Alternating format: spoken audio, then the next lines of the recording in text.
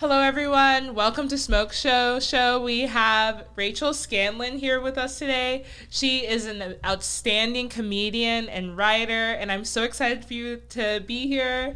And yeah, you're just like amazing. Oh, thank you so much. I love you so much. Yes, I'm so glad that we're together.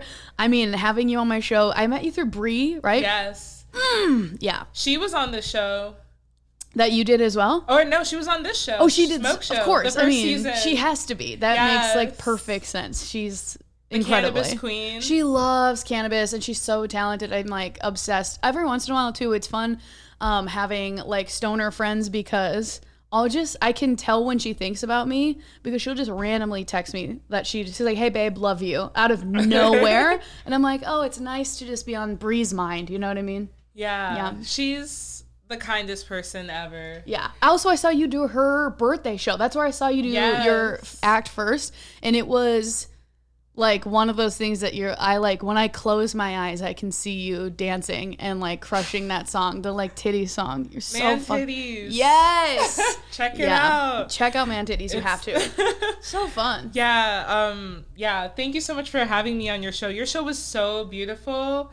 I love like the venue, I also like that like it was full, like it sold out, like there were actually like hella people there. Sometimes people like invite me to shows and I'm like, damn, you should have told me to promote it more. I would have posted more about it. When you show up and there's 14 people there and half of them are comedians and you're like, why did I shower to be at this no man's land? That show goes really well. I randomly met I'm on a lesbian softball team. Yes. A little redundant, but true. And one of the girls on the team, she was like, she plays third base. She had everyone over to watch A League of Their Own in her backyard. And I was like, this is your backyard? She was like, yeah, it's like, whatever, who cares? And I was like, I need to do a show here. And immediately. So that's how I got the venue. It just was from the softball team. You guys should definitely follow her on social media and keep up with her show because, like, if you're looking for queer comedians, specifically in West Hollywood, because I feel like most queer shows are in Los Feliz. Yes. Yeah. It's nice. Her show's where it's at. It's so good. Thank you. You were amazing on it. Thank you. Mm-hmm. So were you. You're so funny. Tell us, like, when did you first start doing stand-up? Oh, I started doing stand-up 9 years ago. Wow. So I moved out here when I was 22 and I started doing stand-up right away. Wow. So I was working at comedy clubs and then I knew the whole time that I wanted to do stand-up and then I moved out here and just immediately started doing open mics. And then I haven't stopped except for the pandemic made it fucking challenging to do shows because... Did you do the Zoom shows? Oh, I tried. It was so bad. I did a few. Did you? Yeah. I remember like the first ones you would do were... No one knew what the etiquette was yet, so it was like, do we unmute the audience? Like, do we? Because at first, I think people really worried that if you unmuted your audience, that they would all just talk over each other. So I remember doing the first few shows, and I didn't do many because it was fucking terrible. We did it, everyone silent. So you would say a joke, and then it would just be crickets. I did a few on Twitch, and it was always crickets. Oh, it was like traumatizing. Yeah, no, literally, like I can't be on Zoom for anything anymore because it's too triggering. If I even see myself on a front camera, I'm like, it sucks. Yeah, no, I did a few and it was the worst thing you can do to somebody. But my family, because they're from the Midwest, anytime I did a Zoom show, they would pop up in there because they can't see me do shows in LA. And That's cute. I know, but I do shows about like scissoring and like I don't need to see my dad, Mark Scanlon, just like popped up like, hey, what'd you say about fucking a girl in my basement? Like, I don't want to hear that. It's tough. You can't control the internet as well as you can control like a physical space, you know? That's very true. Yeah. You don't smoke weed. I don't. I know. I'm so glad that I'm here. I can't believe I get to be here. I feel like such a I feel very blessed that I'm here because I don't smoke at all. But you do consume CBD products. So I brought a few. I brought like some CBD lotion, some balm. Look at all this. Yeah, I love this CBD lotion. Can I smell it? Yeah, it's bomb. And this is mainstream. You can buy this in a drugstore, which is wild to me. It just shows how far weed has come. One day we'll be able to buy like actual like, you know, THC cannabis. Yes. In like Target and shit like that. It's come such a long way. And I know that we were talking before that like we both Can we say we smuggle drugs for our parents? Yeah, yes, I do. Yeah, I do too. Shout out to my mom, Linda, Dr. Linda Corbett. Yes. Okay, Dr. Linda. I'm just gonna use this. Yes, of course. It smells good. It's sandalwood, vanilla, and orange. Yeah, I love sandalwood. Yeah, that's nice. Hold on, take off all my rings. This is nice. My mom's a Weight Watchers mom. I don't know what kind of mom you have. My mom is like a Weight Watchers, count her points, count the calories. She lost like a lot of weight when I went off to college. She lost like 150 pounds. Whoa. So she can only drink like a certain amount of alcohol because of the calorie count, because it's too many points. So she, like a year ago when she came to visit me in California, started using edibles, which is like CBD plus THC. And now whenever I go home to the Midwest, I smuggle her drugs to Jean. As we all should. I think that makes us good daughters. My mom loves like vape cartridges. Oh, I also really? give her edibles too. Oh, she's a vapor. Yeah, she's a vape girl. Oh, cute. It's like horrific because like every family vacation, I'll like come with her. I'll like come with like all her gifts, you know, and then she'll be like trying to pass her vape to everyone. Like people have like full blunts. Like my whole family like smokes cannabis, and she'll be like, "Do you want to hit on my vape?" And I'm like, "No one wants your vape, mom. No one wants your like, vape. They have blunts. Oh my god. No one wants hitting your She's vape. hitting a vape like a 14-year-old. No, literally, she's like very into it. Oh my god, how cute. But yeah, she's unfortunately not a Weight Watchers mom. She's like the opposite of that. She eats like a 10-year-old. That's like so nice. she only eats fried food. Fried It's food, insane. like chicken tenders Yeah, and mac and cheese. No, what Yeah. she knows, the evil she knows. If a restaurant doesn't have that, she's not eating there. Good for her. Honestly, and same. I'm the same way. Good for No, her. you're that way. So like when you go to like Mexico and stuff, you're like, where's the Chicken tenders and ranch. That is my mom. Your mom and I would order the same food everywhere. I'm like, hey, where's your finest ranch dressing? And they're like, this is a fucking Red Lobster, bitch. I'm crying. Yeah, Red Lobster, she might as well just be like at Captain D's or like Long John Silver's, because that's what she ordered. She's like, can I have like fried shrimp and fries? Oh, chicken. Yeah, popcorn shrimp. That's the shit right there. Yeah. Yes. Yeah, your mom and I, Dr. Linda, if you're listening, let's go out to eat sometime. You and me. Yeah. She would love you. So, how do you use CBD? This is CBD Bomb. I actually use this. I can tell this is almost empty. Yeah, I'm like, it is almost empty. It is empty. Oh my God. This is fully empty. I want everyone to know that this is not, this has been fully, this is cash, babe. This is fully cashed. I thought there was more in there. There is not. This is hysterical. But this is amazing. That just goes to show how amazing this is. But yeah, this stuff I use like whenever I have like pain or whatever, and it works amazing. It's very strong. Actually, when I got my tattoos, I covered my wrist with this, and I did not feel it really. Like it was like it helps to numb. Yeah. Incredible. That shit, there's nothing in there, but it is super small. It's strong. I can smell it. Yeah. I'm crying. My nose is like... Yeah, I don't know. This brand, I don't know if it exists anymore. That's the thing about weed brands. They exist for like 2-3 years and disappear. I'm trying to open this CBD. Do you know how we actually met at Soho House? Do you remember? Yes. Okay, so you remember that show? They were giving out all that like local edible gummies. Oh yeah. And Does that brand still exist? That brand still exists. Harder to find. That's the only brand my mom likes because she tried them because they gave them to me and I was like, I'm not gonna eat these. And she loves them. And I remember I'll never forget turning around and you just with like popcorn, like eating popcorn in that bag, and you were just like yum yum yum, watching the show, yum yum yum, like all. There were 5 mg. I normally take 20 mg, like so I needed a couple. What? So that's why I was eating them like that. Yeah. That's amazing. Oh, because you were doing 5, 10, 50. That's why you're like 4. You're doing math actually. I probably took a little bit more. Wow, good for you. That's so fucking cool. Thank you. Okay.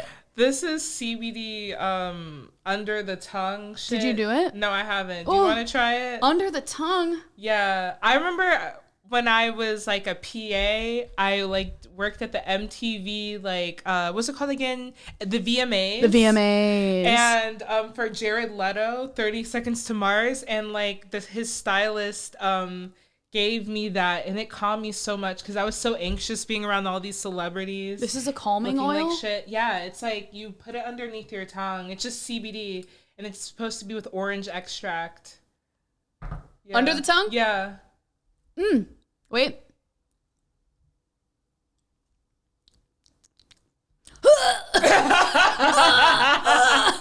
It's not orange, is it? I'm allergic. No, it's perfect. Yeah. That's just so like funny. fully, you feel me dying. This is great. It is orangey. Yeah. And grassy. Yeah. I mean, there is grass on this. I don't know why. I guess it's because it's hemp. Oh, I'm getting yeah. I'm really getting the hemp. I'm getting hemp. I'm getting orange. It has been unopened for 10 to 12 years. It's not really telling me how much CBD you consume per drop, which is very interesting. It just says, yeah, you're just apparently like you can take 3 of these a day. And it's just like and one of that's those. how much you're supposed to take. And of this. are you going to have any? Yeah, knock her back. Oh, I don't know how many she drops look way that was. fucking cooler than me. I don't know how many drops that was. It was like the whole. Whatever. Well, the thing is, I took a few edibles before this, and CBD actually counteracts like cannabis. Oh, that's right. It's about the ratio, right? So if you take this, it'll make you feel less stoned. Like if you like consume too many edibles, you can take CBD and it'll calm you down. That's really cool. Yeah. That's one of those things that's nice to just have. You know, you never know when you go, it's too late. I mean, we all know what happens. That low-key tastes gross, though. Yeah, it's like a little dusty. It tastes like an attic.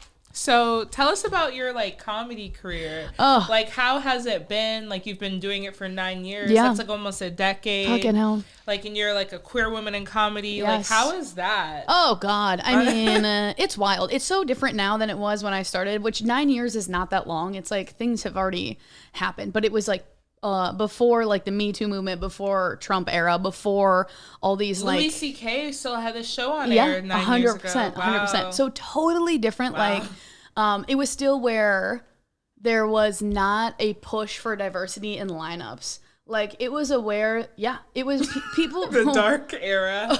Yeah, it wasn't, and that's like 9 years ago. Like what we're talking 2014. You know what I mean? That's not like. That's traumatizing. Yeah. So it's interesting. Someone else I was just talking to was asking me like how every lineup now throughout a lot of shows in LA, you'll see like half or more of the lineup is queer. Yeah. And when I was starting, there were only like one show a month, and it had to be like all queer people. It would be like a queer night. It would be like LGBTQ giggle night. And they had chocolate sundaes too. It was like real corny. It was super corny, and it was just like also mostly white gay men, and then like 3 white lesbians, and like that was it. And we had one night a month, really.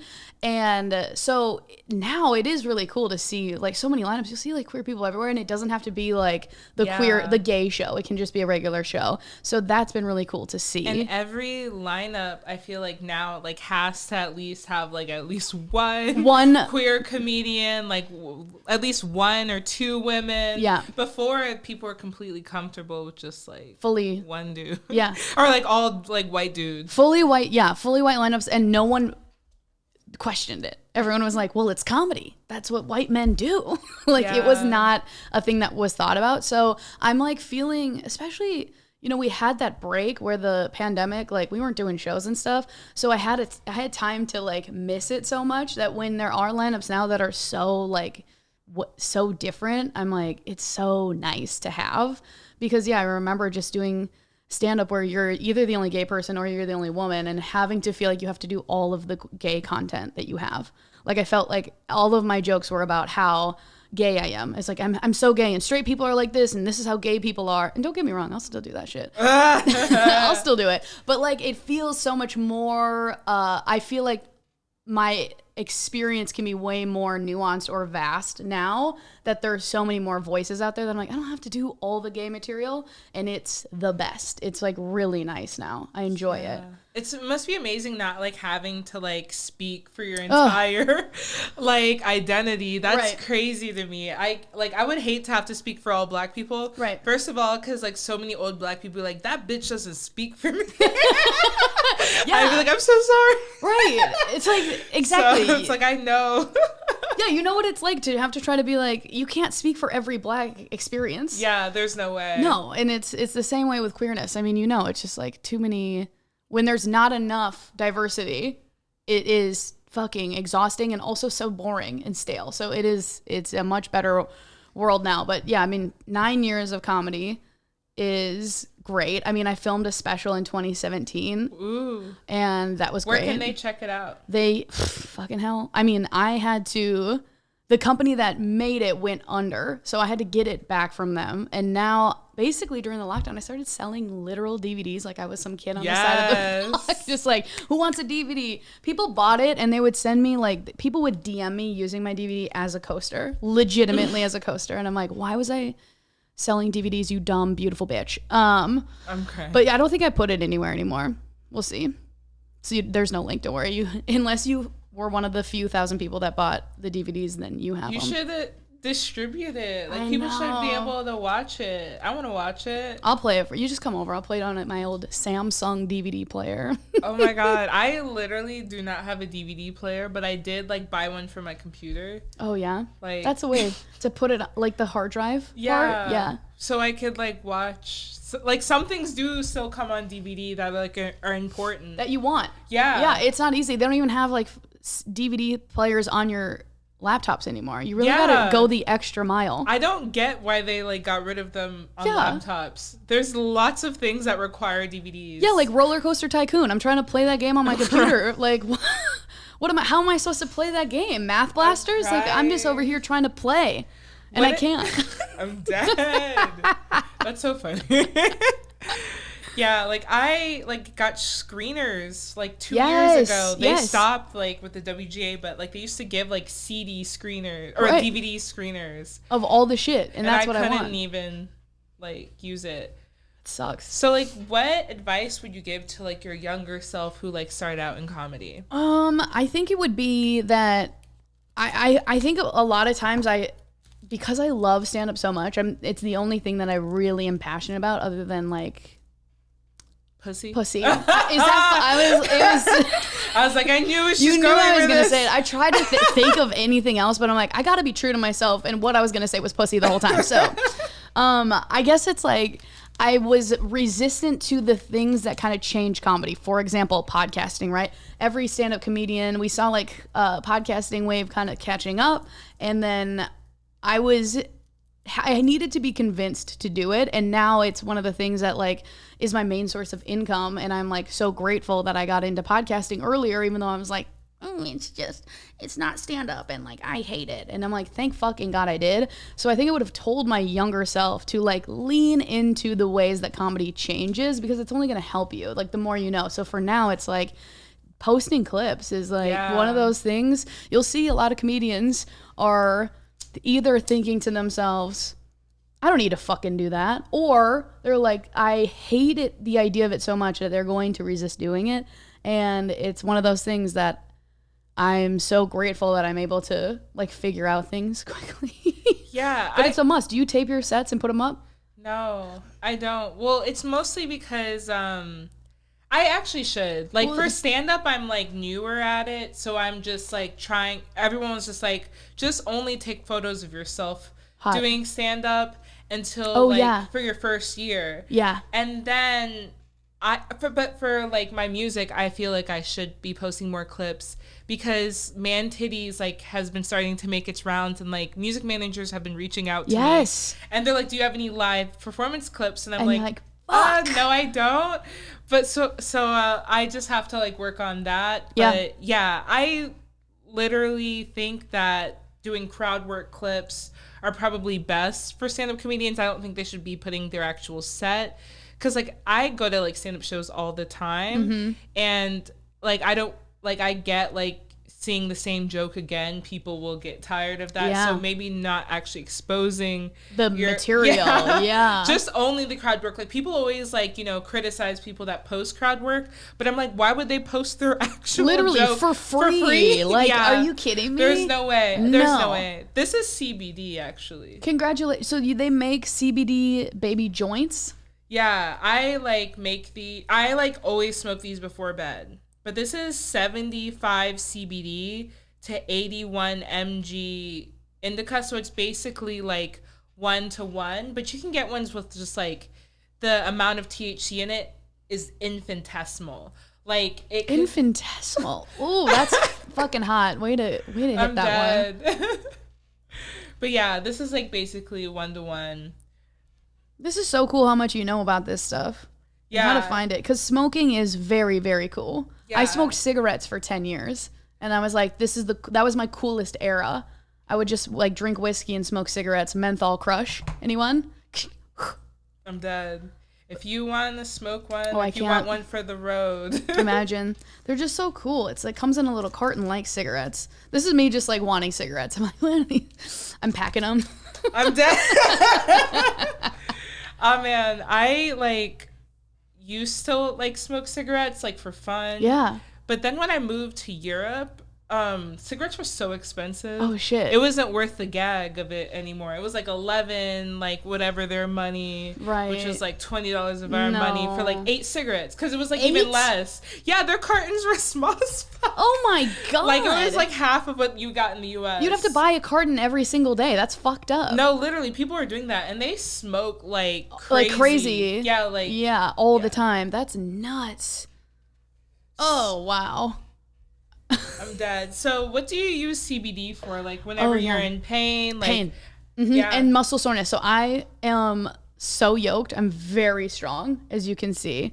Just out here in these gyms. I have nothing. I get yoked. So what happens? And I'm training for a marathon. I'm running my first marathon. What? Yeah. I want to do that so badly. I'm jealous. You have to. It's time. How old are you? 30? 24? I'm screaming. What are you, 19? Are you 45? That's what what's it called again? That's my auditioning window, but I'm 28. 28, yeah, a child, just a little baby. It's time though, because the joints get tough. Running on pavement is tough on the body. So I like to use the CBD. I have this like balm that's icy and hot. So it does that this kind of. This is sort of like that. It smells like this, but not as strong. And it's also full, not completely empty. And we like, I'll put it. So I have basically like, I have the world's highest arches. Listen, I don't know, I would come on this show and brag so much, but I have the world's highest arches, like could touch the sky. And ballet dancer. Like, it makes no sense. It's the most feminine part of my body is my like sexy little high arches. The rest of me is kind of like, but my arches high. Binding vibes. Yeah, it's.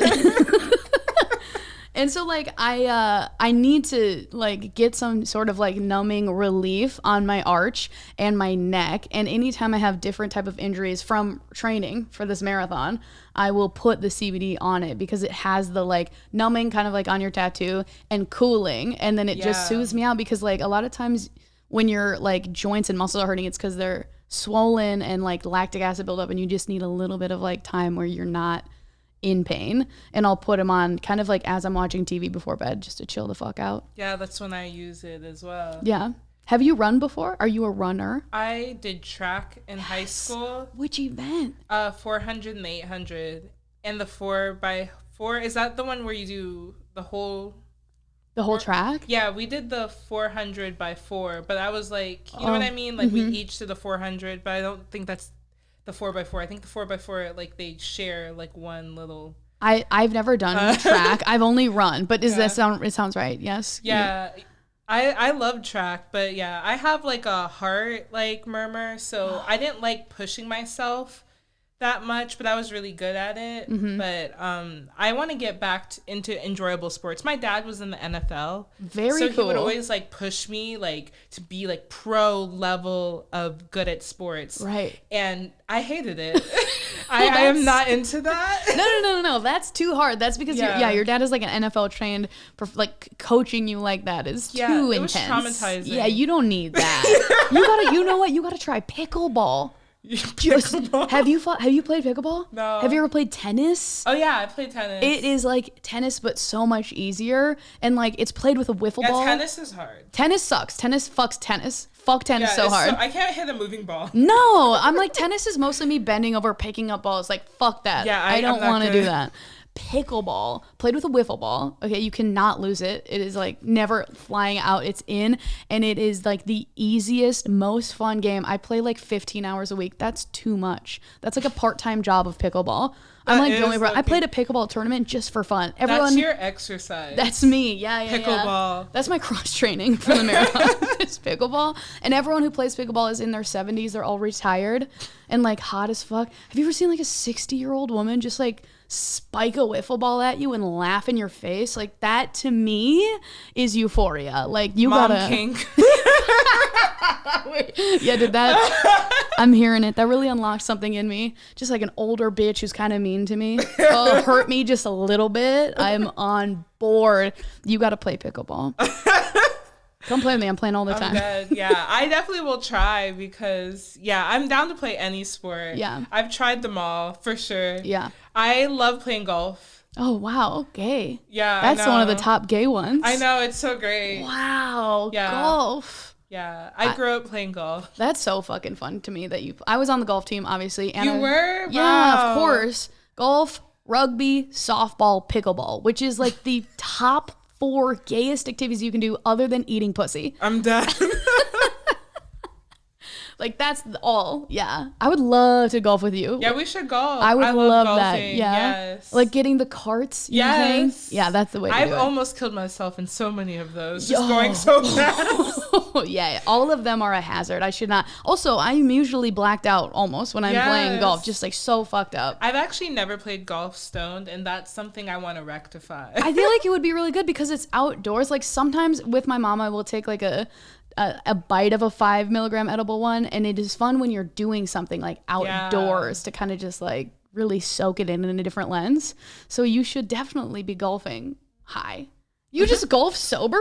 Yeah, I know. What the fuck? It's because I know. Who golfs sober? Ew. Yeah, I just like, for the love of golf. Yeah, I do love golf. Oh my god. Yeah, like I said before, like my dad was very into like me being like a professional level. So golf, I would go there like ready to kill. I'd be like, I'm ready. Like let me focus on like. You're like, I gotta make sure I get this right because your dad wanted to beat everyone. That's so funny. You would like play sports sober and then like get high when you're doing homework. Yeah. Whereas like everyone else is like, it's homework time and then have fun on the field. Not you. Other way around. Yeah, I had fun doing nerdy shit. That's unfortunately like the story of my life. Oh my god. So do you have anything you would like to promote? Oh yeah. I have a podcast and touring show. It's called Two Dykes and a Mic. You can follow us at Two Dykes and a Mic, TWODYKES and AMIC. And that is like a weekly podcast. Also, my show that we were talking about earlier is called Low Places Comedy Show. And I also have a podcast where I just talk about love stories, and it's called I Love You, Rachel Scanlon, and it's so much fun. But just if you follow me, you can see where all this shit is, and I'm at Rachel Safety. Yes, and she's so funny online. Follow her on all of these. Hell yeah. And it was great having you. Thank you so much. This was a blast. I appreciate you. Yeah, CBD episode. Let's go. Bye.